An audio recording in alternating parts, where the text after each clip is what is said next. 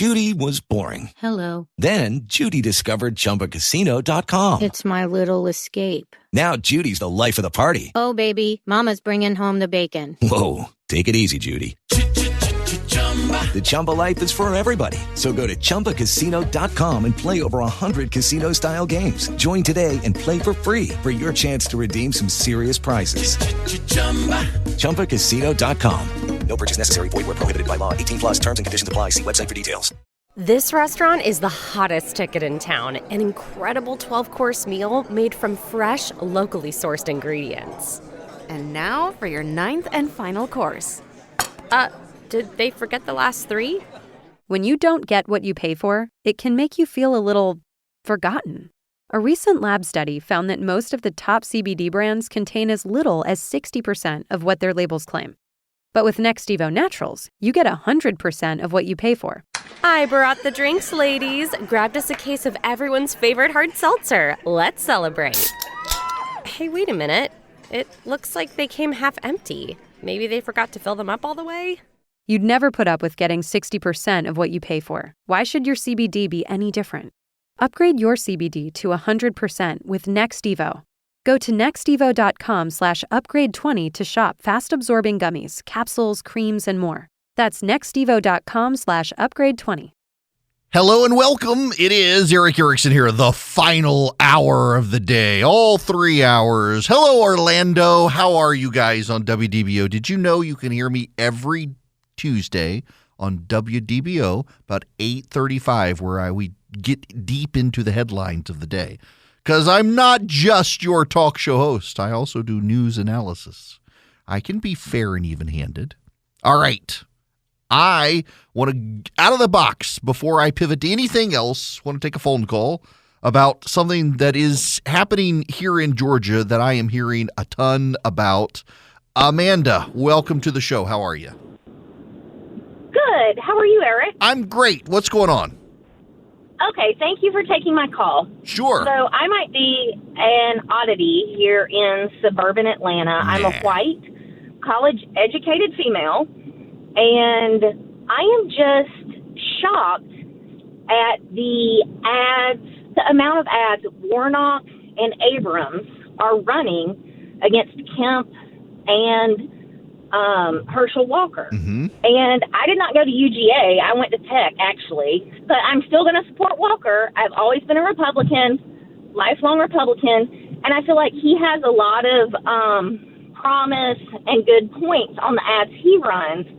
But I feel like all these attack ads are going to get your less educated voter, people that are not staying up with the issues, and all of the gun and, oh, I'm a cop and I'm against Brian Kemp.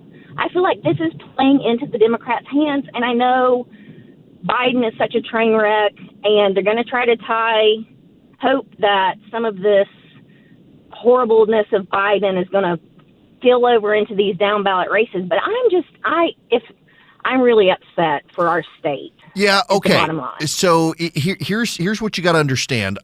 First of all, I would say I'm more concerned on the Walker front than on the Kemp front with the ads. I'll explain why. But first, I got to tell you, I got to get you to meet my kid because she's 16 and wants to go to Tech. And she went for a summer camp, and her roommates were a Wiccan, a Buddhist, and an atheist, and they had a Satanist next door. And now she's a little concerned. Well, I also checked the other box of being Catholic. Oh, there you go. That's all right. At least have a relationship with our Lord and Savior Jesus Christ as opposed to Satan. Well, yeah. Yes. Yes. I was just, but so yeah. She's committed to Tech. She didn't want to look anywhere else. In any event, as a side note, now on this, here's the problem with Abrams and the attacks on Kemp. If you listen to Stacey Abrams talk, she never talks about Brian Kemp's name anymore in her statements, which tells me that in her own polling, he's popular. She says the current governor and the incumbent. She never says Brian Kemp. And that tells me that she knows she can't use his name because he's popular. And that tells me that they're at 100% name ID. Everybody already knows them. So it doesn't matter what attacks she makes on Brian Kemp. People know him already. He's everywhere in the state. The problem, though, is on the Herschel Walker front. People don't know Herschel Walker. A supposed Republican group, a group of Lincoln Project people, are running an attack out on Herschel Walker with his ex-wife talking about him holding a gun to her head. He wants to pivot and say, this gives me an opportunity to talk about mental health, and thank you for raising that because I want to talk about this. If he can pull that off, good for him. I'm not sure he can, but he does not have the money that Raphael Warnock has. Warnock has massive amounts of money nationwide, and he is running $750,000 a week to keep his name up there positively before pivoting to attack Walker. But that tells me something too. Warnock's been up even before Stacey Abrams. That means he knows that he's running from behind. If he's going up really early, like in the middle of the Republican primary, Warnock is running I love puppies and I love people and I love Georgia ads. It means he's trying to build up his favorability, one, because he's going to be ruthless against Walker, but two, that he's got problems in his own polling. Georgia is a must-win state. So let's pivot. Let's talk about Florida real quick. You've got Marco Rubio down there with Val Demings running for the U.S. Senate. Demings will be the Democratic nominee. And then probably Charlie Crist will be the nominee against Ron DeSantis, that pothead woman. What's her name? Nikki, what's her name? Pothead, who is running. She's like the agriculture commissioner in Florida, and like all she wants to do is smoke weed and legalize weed, and she owns like interest in a bunch of marijuana companies, and so it's like the only thing she's interested in. She's this very weird person. You got some really weird, y'all in Florida. My gosh, y'all got some weird people. You got Charlie Crist, the original Orange Man, and you got this woman. Is Chris still married to that lady? Poor woman. In any event, Marco Rubio and Ron DeSantis are just going to win election. They're just going to win. Florida is less of a swing state than Georgia.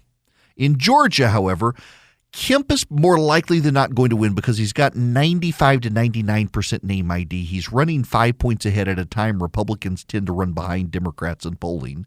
And everybody knows Stacey Abrams. She has been too overexposed. I mean, she's been on freaking Star Trek, for Pete's sake. Walker's the one who's got to boost his ad spending. He needs to get out there. He needs to blanket the airwaves, and I think he should take head-on mental health. I think he should. They're trying to use it as a weakness against him. I think he can do some jujitsu. He can make it a strength of his that he's willing to talk about this.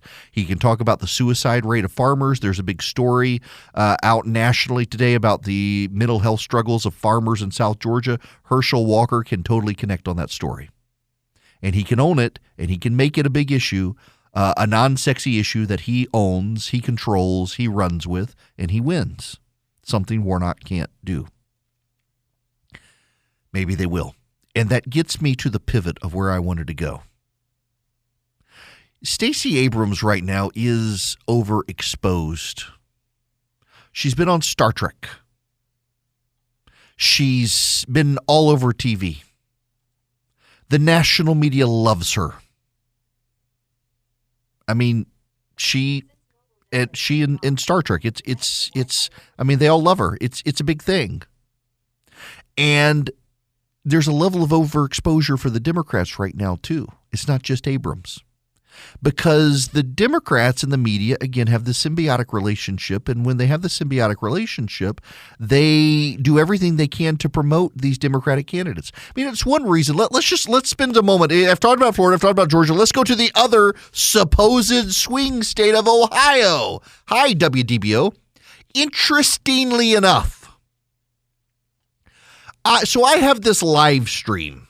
You can listen. If you text the word show to 33777, you can get the podcast, but then there's a 24/7 live stream where you literally 24 hours a day, if you click that link, you hear my most recent show.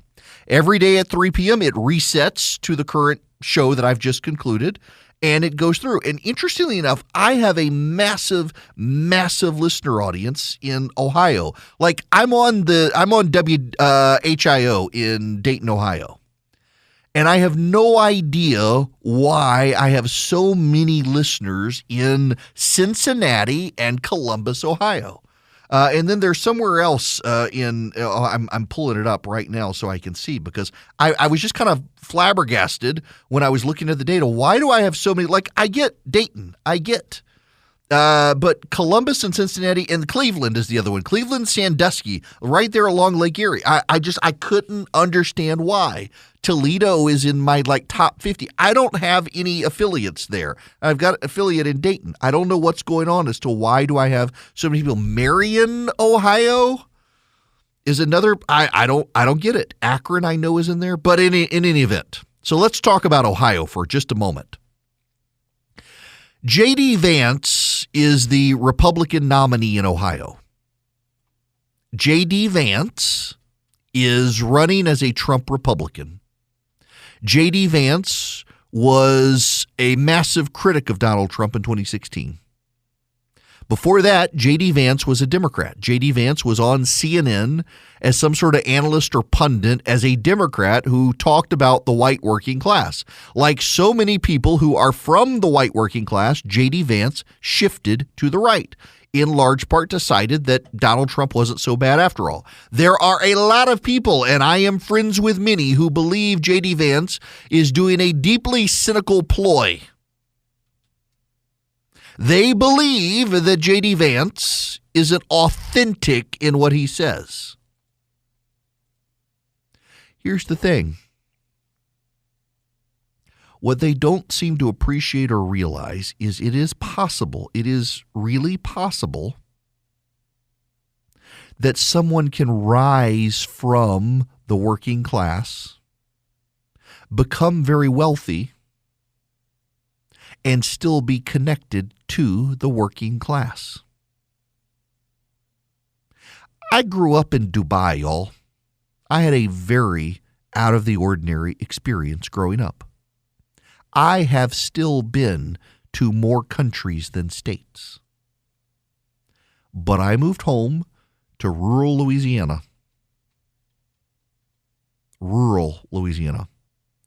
Until recently, the town I grew up in had no stoplight. I graduated from public school in rural Louisiana. I lived a middle-class existence. My income is more than the income of that of the middle class. And I got to tell you, I certainly, given the choice between the Ritz-Carlton and the Hampton Inn, I'll go with the Ritz-Carlton if I can. But I stayed at a Hampton Inn the other day, and I slept great. There's a great disconnect, I think, on the left because a lot of them are surrounded by people who are privileged in ways you and I are not. There's a story out about the grandchildren of the Rockefellers and the Gettys, the oil barons back in the day, that the grandchildren and great-grandchildren are using their money to fight for climate change. And when you read the bios of these people, they're former drug addicted. They got STDs, lifelong problems. One of them has HIV from cheating on her husband with someone who had AIDS. They got all sorts of problems, and they've never really worked a day in their life. Oh, sure, they've done volunteer work, and they've worked at things they've wanted to work with, but they never had to take a job just to earn a paycheck. If you're from the middle class, I don't care who you are, you more likely than not at one point in your life took a job just to earn a paycheck, even if you hated the job. I've been there. If you're lower income, for sure, you've probably taken a job you have no passion for, but you got to have it to make ends meet. A lot of these people who get their women and gender studies degrees, they're in it for the cause. They don't need to go get a job that they hate. They go out and they eventually work their way into some diversity officer job at a company somewhere and make everybody's life miserable. It's payback for their years of misery. They don't relate. See, they look at a guy like J.D. Vance, venture capitalist, work for Peter Thiel, makes a lot of money, and they think, you know what, this guy, he's just a poser. He's not really blue collar. He's not a white working class, but he was, and he understands it. And they don't. And so they've decided that he's not really a great candidate. He's not really a good candidate because they don't like him. And it's their opinion of him that has determined whether or not he's a good candidate, as opposed to he's going to connect really well in Youngstown, Ohio, and in Warren, and in Ashtabula, and in Morgantown, or in Caldwell, and Parkersburg, places like that. He's going to connect really well in Steubenville, Ohio. He's going to connect really well out there in the Rust Belt. Carrollton, Ohio, they're probably going to vote for J.D. Vance. Amsterdam, Ohio, probably so. Wintersville, they're going to vote for him. Because he's one of them. He talks the language, even if he no longer walks the walk. He walked the walk at one point. He is very well known to the media, and they knew him as a Democrat, and now they despise him. They view him as a traitor. But the working class recognizes the idiosyncrasies of the working class, and he connects to them. It's the same thing here in Georgia. I mean, Brian Kemp is like the most normal person to ever have been governor of the state of Georgia.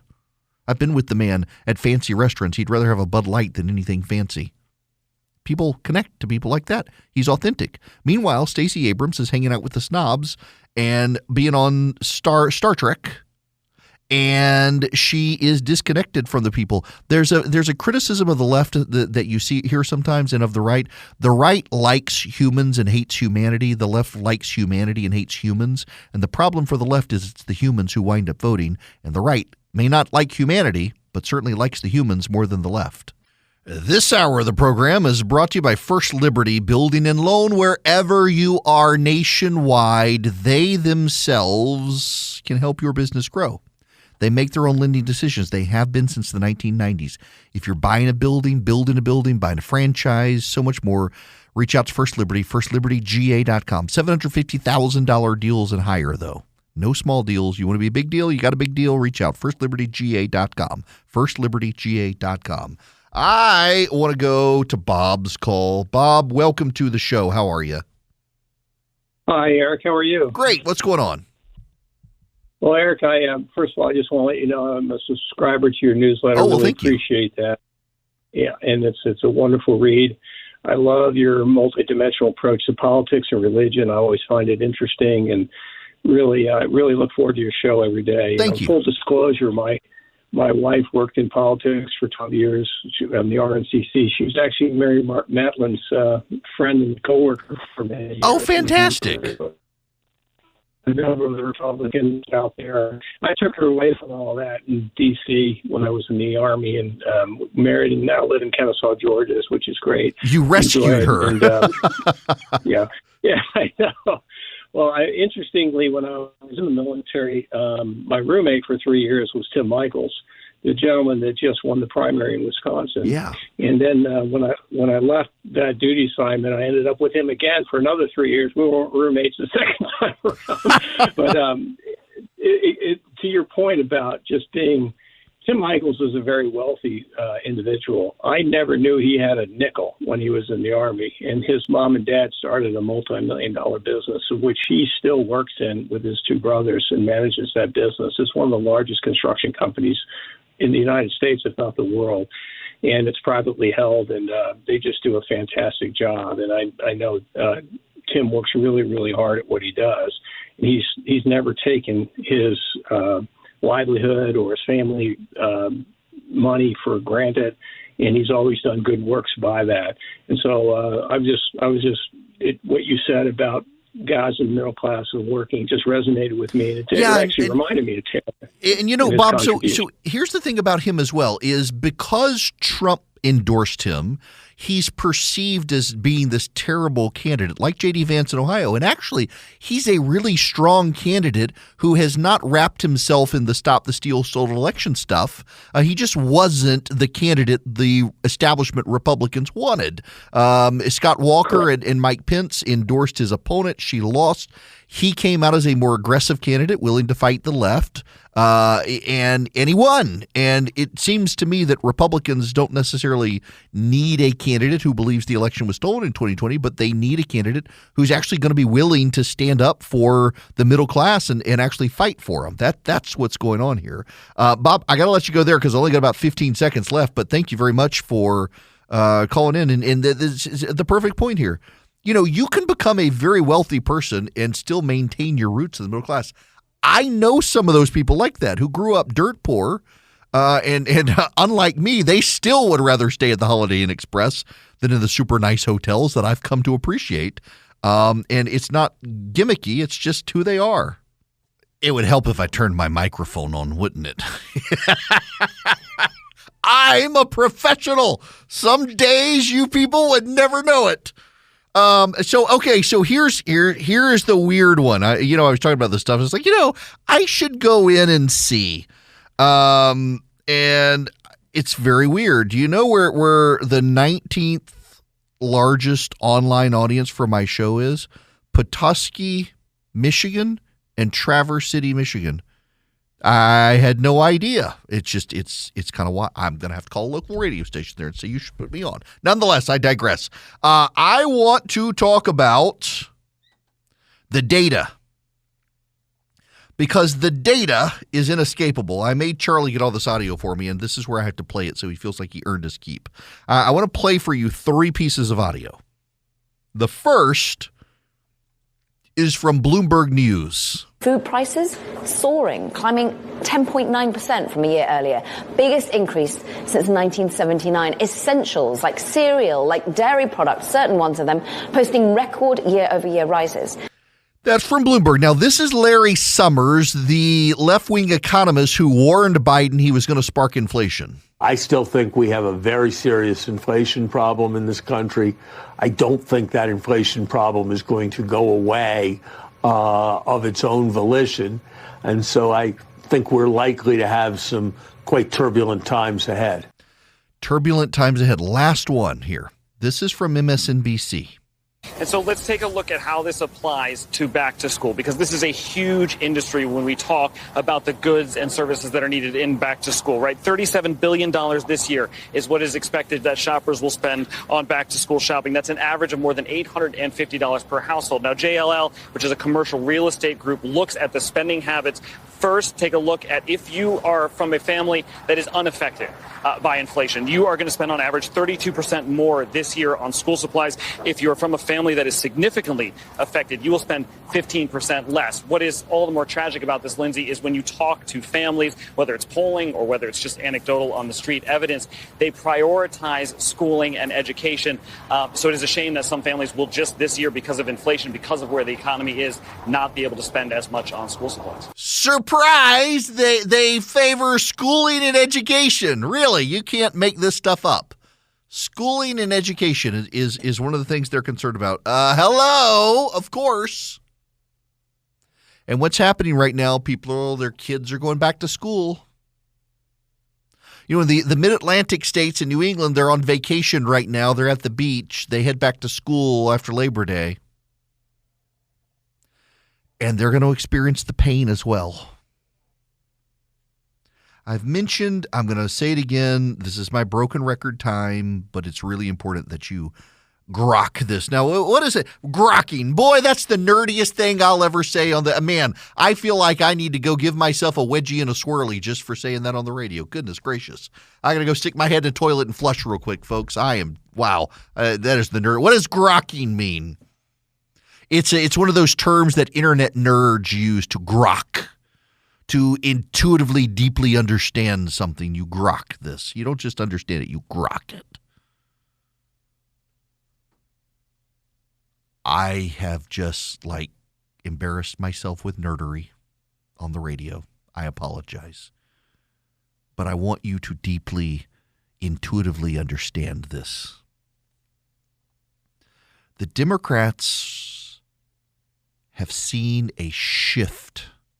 It's late in the day, folks. We got the delay on. Shift, I said. Shift in the polling. Don't have my braces in. You never know what I'll say. They've seen a shift in the polling in their favor. It has given them hope. They've gotten things done. They've passed a climate bill and a health care bill. It's all part of the Inflation Reduction Act that doesn't reduce inflation. Of course, you have Bernie Sanders out there saying this. I will tell you, given the enormous economic problems facing working families in this country, I was very, very disappointed that we did not go further in addressing the realities facing the average American. We got a healthcare system which is dysfunctional. We pay the highest prices in the world for our healthcare and our prescription drugs, and we really did not make any significant progress in making healthcare affordable, housing, home healthcare, expanding Medicare, all the needs of the American people that they wanted us to act on. Yeah. Unfortunately, we were unable to go forward. So it didn't get to pull it off, really, all the healthcare stuff they wanted. Y'all, the Democrats, they've been encouraged. Forget Bernie Sanders. They feel encouraged. They have hope. They see this bounce. I want to explain this to you again because this I'm going to use the word grok here again. You've got to deeply intuitively understand this. Polling shifts to the Democrats at this time of year. Historically, it always does. You don't have to believe me. You can go research it yourself. That's why I think Brian Kemp in Georgia is going to win, because typically at this time of year in Georgia, in 2002, 2006, 2010, 2014, 2018, the midterms, the Democrats were ahead in the polls for the governor's race in Georgia, and Brian Kemp is already ahead. Remember, after 2020, the Democrats concluded polling was broken. In 2020, the Democrats had their polling surge at the end of July, beginning of August, and it never shifted. The generic ballot, who do you want in charge of Congress, Democrats or Republicans? The Democrats started surging about right now, and it never went down. By Election Day, they had a 6.8% edge over the Republicans. 6.8% more people said they wanted Democrats in charge than Republicans. You know how they actually went? Democrats got a 3.1% margin over the Republicans. Barely enough to hold Congress. That 3.1 is key here. Because if the Democrats hold 2 percentage points, that tends to be the Republicans' win. If they're tied, Republicans win more. If Republicans are ahead, it's a blowout. And right now, the Republicans and Democrats are tied in the generic ballot, which means the GOP wins. If the election were held today, the Republicans would automatically, just based on redistricting, get 222 seats in the House. They would win. The Democrats feel a polling surge, and a lot of that polling surge is just Democrats are talking to pollsters. Hispanic voters, less likely to talk. Republicans, even less likely than Hispanics to talk. So they can't really accurately measure voters who are voting Republican. There's this vibe shift. What do you think really caused the vibe shift? The shift in the polling that they saw and all these media stories come out says, oh my gosh, the Democrats are rebounding. Oh my gosh, the Republicans, it's floundering. Abortion. I bet that had a lot to do with the vibe shift when the Democrats get all their friends in the media to plant stories to say, oh, things are going so well right now for the Democrats. The vibe will shift back. Because despite Joe Biden saying we have 0% inflation in July, the real number is 8.5%. Democrats passed their Inflation Reduction Act in the Senate, and every news outlet in America has referred to it as a climate bill. Instead, Americans do not care about the climate right now. They care about inflation. They care about affordability. We don't have an inflation crisis in the country. We have an affordability crisis. And between the search at Mar-a-Lago and the actual inflation number, all the supposed good work the Democrats have done is now suddenly overshadowed. Gas prices have come down below $4. The Axios, the left-leaning publication just bought by the parent company, the Atlanta Journal-Constitution, Axios says $4 was a psychological barrier. Psychological barrier, my butt. It was a barrier by which 1 out of 2 Americans couldn't fill up their car with gas. It's not a psychological barrier. That is an actual barrier to get yourself to the office. And by the way, $3.99 an average gallon really doesn't do much. We were below $3 when Donald Trump left office. So let's talk about the real data. The data the Democrats don't want to talk about when they talk about their 0% inflation. Gas is up 44%. Fuel oil is up 75.6%. Meat, poultry, fish combined up 9.3%. Milk up 15.6%. Eggs up 38%. Baby food up 15%. And by the way, there's still a baby formula shortage. Coffee up 20.3%. Public transportation costs directly impacting the poor up 19%. Airfares up 27.7%. And real average hourly earnings are down 3%. Americans are falling behind. They're wiping out their savings. A recession is coming. And Captain Geritol is telling us there's 0% inflation. Dr. Dementia thinks everything is A-OK and the economy's rebounding. The Democrats, I mentioned this yesterday, the Democrats, suddenly they say they have hope. They have hope. If you've ever watched Ted Lasso, it's the hope that kills you. The Democrats' hope is going to get them killed. They suddenly think they've rebounded. They suddenly think they've turned a corner. They suddenly think things are A-OK. They suddenly think the economy is going to do okay. No, it's not. Inflation is off its historic high of 9.3%. It's still at 8.5%. You know what your average salaries have been going up by? 5%, which means your salaries are actually declining by 3%. How's that work? Well, if your cost of living adjustment is up by 5%, but inflation is up by 8%, well, there's a 3% decline in your purchasing power. You have an affordability crisis. Moms and dads are having trouble buying their kids Trapper Keepers for school and all the notebooks. Moms and dads are having trouble feeding their children now. They're struggling to go to work. My buddy Chris yesterday noted this, and I saw it myself last night. I saw it myself at the gas station last night when I was filling up my car. I want you to do this. I want you to go to your local gas station and look at the pumps. And you're probably going to find a pump where the person put in just $10.